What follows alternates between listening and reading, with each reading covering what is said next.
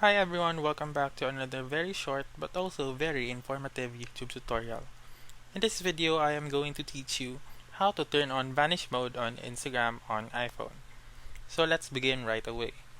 The very first step is to open the Instagram app and then go to your messages by clicking that message button or by swiping right. Afterwards, click on compose or search. Now you can search for the name or the handle of your friend.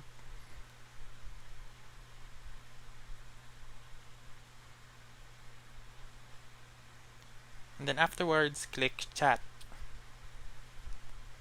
So what we're going to do next is to simply swipe up from the bottom of the screen. And that's how you can turn on Vanish mode on Instagram on iPhone.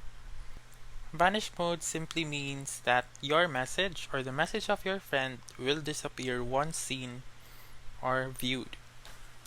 To turn this off, you just simply do the same thing. Swipe up from the bottom of the screen, and now the Vanish mode has been turned off.